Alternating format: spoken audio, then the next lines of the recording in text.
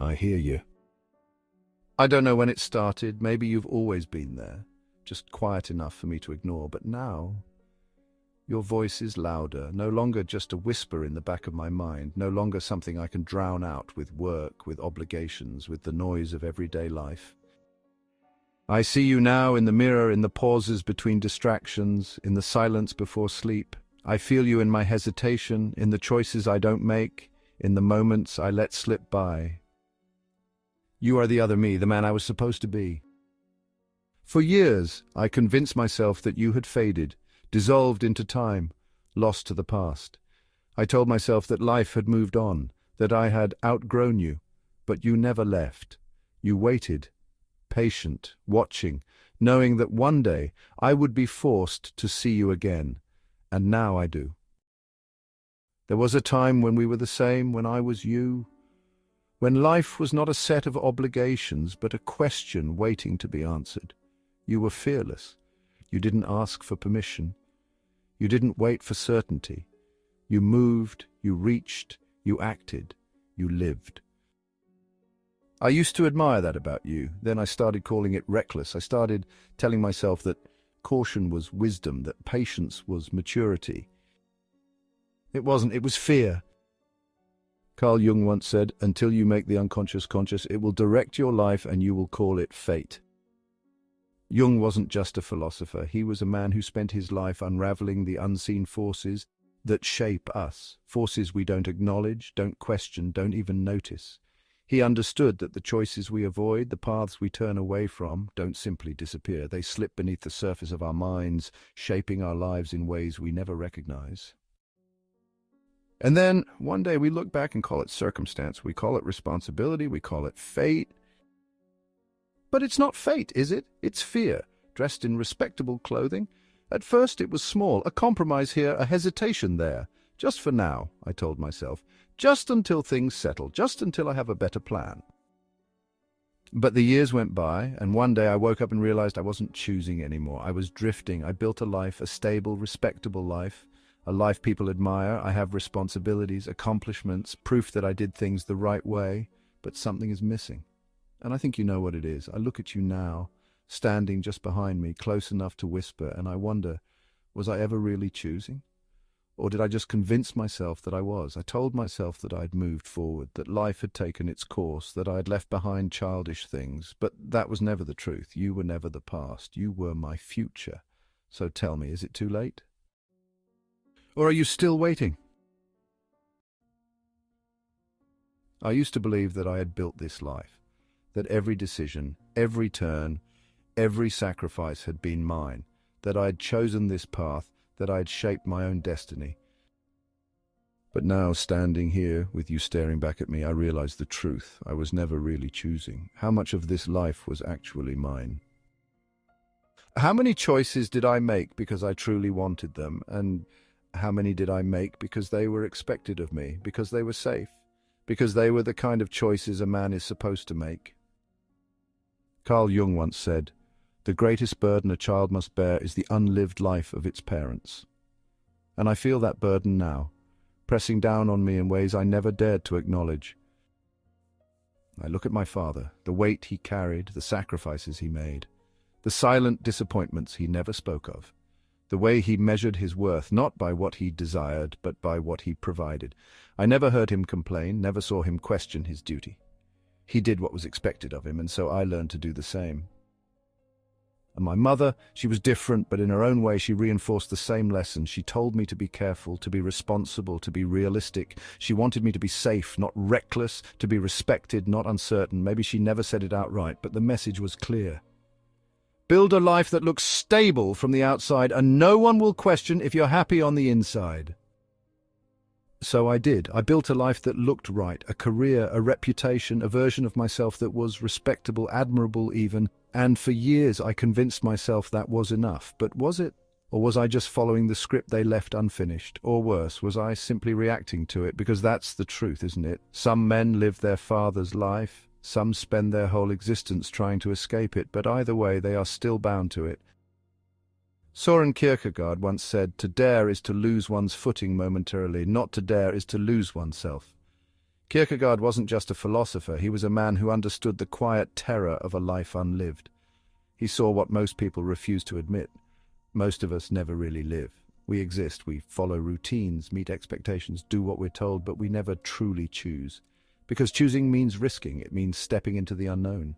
It means standing in the silence of your own mind and deciding, without influence, without permission, who you are going to be. And I wonder, have I ever really done that? Because if I had, then why does my life feel like it belongs to someone else? And you, the man I could have been watching this whole time. Were you waiting for me to notice? Or were you wondering how long it would take before I admitted that I was never really free? I used to think regret was something you looked back on, a distant shadow cast by old mistakes, a weight carried only by the past. But I was wrong. Regret is not about what has been lost, it is about what is slipping away right now. We tell ourselves we have time, that one day the moment will arrive when everything feels right, when the fear quiets, when the uncertainty lifts, when the world gives us permission to act. But time is not something we hold. It is not a possession, not a resource to be stored for later. It is something that moves whether we are ready or not. And every day, with every safe decision, with every road left untaken, you slip further away. I feel it now, the quiet erosion of possibility, the slow, imperceptible way that small choices, the ones I thought didn't matter, have stacked up into a life I never meant to build. I told myself I had years to spare. I told myself I would come back for you. But now I look up and the years are gone. Soren Kierkegaard once said, "Regret cuts both ways. You regret the risks you didn't take, and you regret the ones you did, but only one path leads to life." Kierkegaard was no stranger to the weight of choice. He believed that most people never truly decide who they are. They just become the sum of expectations placed upon them. He walked away from everything society told him to be, including the woman he loved, because he feared a life lived half-heartedly. His entire philosophy was built on one painful truth. You must either embrace your life fully or one day wake up and realize it was never really yours. And that is what haunts me the most. I thought not choosing was a way to stay safe, that if I hesitated, if I waited just a little longer, the right answer would reveal itself. But now I see it for what it really is, a slow kind of death, because every time I said not yet, every time I said maybe later, I was making a choice. I was choosing absence over presence, silence over action. I was choosing to watch my own life from the outside. And you, the man I could have been waiting. I wonder if you ever believed I would come back for you, or if, in the quiet hours, you realized before I did that I was running out of time. Carl Jung once said, "Life really begins at 40. Until then, you are just doing research." Jung understood something that most of us refuse to see until it's almost too late.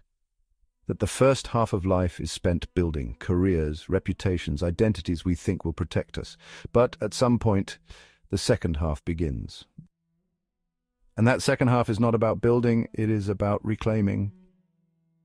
But most men never make it to that second half. Most men wait too long. I see them, the ones who did everything right, who played by the rules, who sacrificed their dreams for stability, and now live in a home filled with quiet disappointments. They wake up early, go to jobs they no longer care about, and come home to televisions that hum just loud enough to drown out the silence inside them. I have seen their faces, and I see my future in them. So tell me, how much longer do I really have before you're gone for good? I feel you now, more than ever. For years, I buried you beneath ambition, responsibilities, and distractions. I convinced myself that you were nothing more than a shadow of old dreams, faded, irrelevant, childish. But you never disappeared. You waited, watching, growing heavier with every choice I refused to make. I told myself I was moving forward, but was I? Or was I just drifting, carried by the momentum of a life shaped by fear rather than intention? Carl Jung once said, "What you do not bring into consciousness will appear in your life as fate," and that is exactly what you have become, the fate I never meant to choose, but the one I've been living anyway. I see now you are not just the man I could have been. You are the man I still might be if I have the courage to face you. But courage is a strange thing. When we're young, we think of it as action, taking leaps, embracing risk. But I've learned that the hardest courage is not the kind that moves forward. It's the kind that looks backward, because looking back means admitting the truth. And the truth is this: I did not choose this life, not really. I took the path of least resistance. I told myself that life was about compromise, about being practical, about doing what was expected of me. And maybe it was at first, but at what point did practicality become avoidance? At what point did I start calling my fears responsibilities? At what point did I stop choosing and start settling? The weight of it is unbearable now. The excuses, the rationalizations, the years I spent pretending I was exactly where I was meant to be. And you, the other me, you never let me forget. I see you in every man who took the risk I avoided. I hear you in every whisper of regret that comes in the quiet hours. I feel you in every resentment I've ever projected onto someone else. Because it was never them I was angry at, it was always me. Fyodor Dostoevsky once said, lying to ourselves is more deeply ingrained than lying to others. Dostoevsky knew what it meant to live in conflict with oneself. His life was a study of contradiction, imprisoned for his beliefs, condemned to death only to be spared at the last moment, forever wrestling with guilt, redemption, and the fragile nature of choice. He understood that self-deception is the most insidious kind of lie because it convinces us that we are exactly where we are meant to be, even when we are not. And I wonder now, how many years have I spent pretending that I don't want more, pretending that this is enough, pretending that the doors I once saw open before me are not still there, waiting to be walked through. Because the truth is they won't be open forever, and neither will you. This is what no one tells you about time. You think you have it until you don't. You think the roads will always be there waiting until the day you finally decide to walk them, until they aren't. And that day is coming. I see you, standing in front of me, no longer a shadow, no longer just an idea, but something real. And I feel it, the last chance, the final moment before the door closes. I used to think I was afraid of failure, of rejection, of risk. But that was never the real fear, was it? The real fear is this: the fear of waking up one day and realizing that the life I lived was not my own, that I spent my years serving a version of myself I never truly chose, that I played it safe until there was nothing left to risk. And that fear, more than anything, is unbearable. Because it means that if I do not act now, I will become the very thing I swore I never would, one of those men, and so will you. For years I told myself a lie. I told myself that time was on my side, that opportunities were still waiting, that if I truly wanted, I could always turn back. I convinced myself that tomorrow would be different, that one day I would wake up and finally feel ready to take the risks I once feared, ready to become the man I was supposed to be, but tomorrow never came. It became a revolving door of postponed dreams, delayed decisions, and comfortable distractions. Because it's easy to believe that life is long when you're busy surviving it. But the truth is brutal. It does not wait for readiness. It does not give second chances. And it certainly does not pause for the ones who hesitate. Carl Jung once said, "The second half of life is not about success, it is about wholeness." Jung spent his life studying the unconscious, the hidden forces that shape us, the choices we deny. He believed that our unlived lives never disappear. They linger in the background, silently influencing everything we do. He saw that most people never reach true adulthood. They stay trapped in a younger version of themselves, endlessly chasing validation, achievement, security. But the second half of life is different. It is not about building, it is about reclaiming. But most men never get there. Most men wait too long. I have seen them, the ones who played it safe until there was nothing left to risk. The ones who told themselves they could always go back someday, only to wake up one morning and realize that someday had passed. The ones who let time hollow them out until all that remained was routine and regret. And I wonder, am I one of them? Because I am terrified of becoming one. Terrified of reaching the end and realizing that the life I lived was not my own, but a version shaped by fear, by compromise, by all the things I told myself I should do instead of what I needed to do. The most dangerous lie is the one you tell yourself. I have time. But time is not an open road. It is a door, and that door is closing. I feel it now. I feel it in the weight of my regrets. I feel it in the growing fear that I may have missed my chance. I feel it in the slow realization that for the first time, the path ahead looks smaller than the path behind. And you, the other me, you know this. That's why you came back. To remind me that there is still time, to remind me that the door has not yet shut completely, to remind me that it is not too late, but it will be soon. Henry David Thoreau once wrote, "Most men lead lives of quiet desperation." Thoreau understood something most men spend a lifetime avoiding. He saw that the worst kind of suffering is not the dramatic kind. It is the slow, silent erosion of the soul. He left behind a life of expectations and retreated into the woods, not because he wanted isolation, but because he wanted truth. Because he knew that if he did not step away, he would one day become like all the others, numb, disconnected, existing, but never truly living. I used to think I knew what that meant, but now I feel it, because life does not give warnings. It does not whisper when you are about to reach the point of no return. It does not tell you when you are about to become one of those men. It simply lets the moment pass. And if I do not act now, I will become them, and so will you. I used to think you were my enemy, the other me, the man I could have been. The ghost that lingers in every regret, every unfinished dream, every road I never took. For years, I buried you. I silenced you with excuses. I told myself you didn't matter. But I see you now. And I know the truth. You were never my enemy. You were never here to haunt me. You were waiting. Waiting for me to remember you. Waiting for me to turn around. Waiting for me to wake up. Carl Jung said, individuation is about becoming whole. Jung saw that most people go through life fragmented, splitting off parts of themselves, denying their instincts, suppressing their desires. He knew that real growth does not come from avoiding the past, but from integrating it. He called it individuation, the process of becoming whole. The process of reclaiming the parts of yourself you once abandoned. And for the first time, I understand what that means. Because I am not whole. I am not complete. I am a man who has lived half a life while the other half stood in the shadows waiting to be reclaimed. You. The other me, you do not want revenge. You do not want to punish me for my choices. You only want to be seen.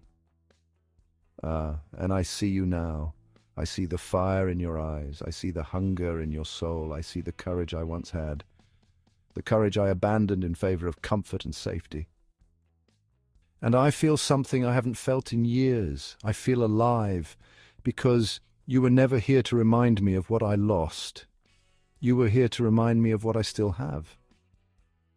Carl Rogers once said, the curious paradox is that when I accept myself just as I am, then I can change. Rogers understood something most people never do. That transformation does not come from rejection, it comes from acceptance. You do not change by hating who you are. You change by finally looking yourself in the eye and saying, I see you, I accept you. Now let's begin again, and maybe I can't undo the past. Maybe I can't rewrite the chapters where I chose fear over bravery, hesitation over action. But I can stop running. I can stop pretending that the life I abandoned no longer belongs to me. I can stop believing that I have to spend the rest of my days as half a man, because the road is still open. Miyamoto Musashi once said, it may seem difficult at first, but everything is difficult at first. Musashi lived by discipline. He did not believe in talent, in luck, in fate. He believed in action. He believed that everything, the fear, the hesitation, the unknown, could be conquered through movement.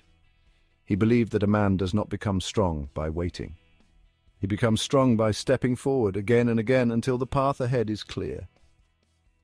And I know the first step will be hard. It will mean facing the truths I've spent years avoiding. It will mean tearing down the walls I built to protect myself. It will mean admitting that I was wrong. But I would rather struggle for a life worth living than remain in a life that is slowly dying. I do not know if I can become you. I do not know if it is too late. But I can stop running. And for the first time, I can walk toward you instead of away from you. I see you, not in a dream, not in a memory, here now, standing in front of me, as real as the air in my lungs. I thought I had buried you. I thought time had erased you. I thought life had moved forward, leaving you behind like an old photograph tucked away in a forgotten drawer. But you were never truly gone. You have been there in the quiet moments, in the pauses between obligations, in the silence before sleep, in the hollow victories that should have felt like triumph but never did. You have been watching, waiting. And now I realize something I have been avoiding for years. You were never the past. You were never some forgotten version of me, left behind in the wreckage of youth. You were always here, always waiting for me to turn around and see you. But how many times did I look away? How many times did I hear you call out to me? How many times did I feel the pull of something more, something right, and ignore it? Not because I didn't want you, but because I was afraid. Afraid of failing. Afraid of losing what I built. Afraid that if I reached for something greater, I would have to admit that what I have is not enough. Fyodor Dostoevsky once wrote, "Lying to ourselves is more deeply ingrained than lying to others." Dostoevsky understood the darkest parts of the human mind. He knew how we deceive ourselves, how we construct lives built not on truth, but on what is easiest to believe. He wrote of men trapped in prisons of their own making, shackled not by external forces, but by their own self-deceptions. And that is exactly what I have done. For years, I convinced myself that I had moved on, that I had chosen wisely, that life was meant to unfold this way, but I was lying, not to the world, not to my family, to myself. Because I know the truth. The door has been open all along. I just stopped walking toward it. I told myself I was making choices, but was I, or was I simply avoiding the one that truly mattered? And what about you? How many times have you told yourself not yet? How many times have you ignored the voice inside? How many times have you postponed the life you were meant to live, convincing yourself that there would always be more time? But time does not wait. Time does not care for your hesitation, your excuses, your carefully constructed justifications. Time moves forward, indifferent, relentless, and every moment you delay is a moment lost forever. And yet, here you are, still waiting, but not forever. Time has been merciful to me, but mercy is not the same as eternity. The road is still open, but I can feel it narrowing. The choices I once had without limit are fewer now. I still have a say in who I become, but not for much longer. I know what happens if I turn away again. I've seen it in the faces of men who waited too long. Men who told themselves they could go back someday, only to wake up one morning and realize that someday had passed. I do not want to be one of them. But wanting is not enough. The door is closing. This is the moment, not tomorrow, not later. Now I either step forward or I let you slip away forever. And I know what will happen if I do. You will not haunt me. You will not chase me. You will not scream or demand or linger in the corners of my mind. You will simply disappear. And I will live the rest of my life as half a man, never fully knowing what I could have been. Because when desire dies, you don't even have regret left. You just have emptiness. I've spent years bargaining with time, convincing myself that there would always be more of it, that the man I was meant to be would wait for me, that I could postpone what mattered while tending to what was expected. But time does not bargain, it does not pause, it does not return what is lost. The truth is simple. I can step forward now, or I never will. And that is not a metaphor, it is not a dramatic realization, it is a fact. The longer I hesitate, the harder it becomes. The longer I tell myself that the right moment is just over the horizon, the further it drifts. Until one day it is not there at all. Because the biggest lie we tell ourselves is that life waits for us. It does not. It moves with or without us. And every day that I do not step forward is a day I choose to step away. Soren Kierkegaard once said, "To dare is to lose one's footing momentarily, not to dare is to lose oneself." Kierkegaard understood something most men never will. He knew that fear disguises itself as reason, that hesitation wears the mask of wisdom, that the men who never dare are the men who vanish, slowly, invisibly, into the lives they never truly chose. And I refuse to be one of them. I refuse to live in the shadow of the man I was supposed to be. Because I see it now. I see the cost of waiting. The cost is not failure. The cost is not rejection. The cost is losing the part of me that still dreams. The part of me that still believes it is possible. And what about you? What will you do with the time you have left? Will you let another day slip by, telling yourself that you still have time? Will you keep postponing your own life, convincing yourself that the right moment is just around the corner, or will you do the only thing that has ever mattered? Will you dare? Because this is the moment, right now, not next year, not when it feels easier, not when you are ready, now. Because if I do not claim this life, if I do not step forward, if I do not dare, then the man I was meant to be will slip away forever. And I will wake up one day and realize that the most painful thing is not that I failed. It is that I never even tried. I look at you, the other me, and for the first time I do not hesitate. I do not step away, I step toward you. No more waiting, no more excuses. The time is now, and I am ready.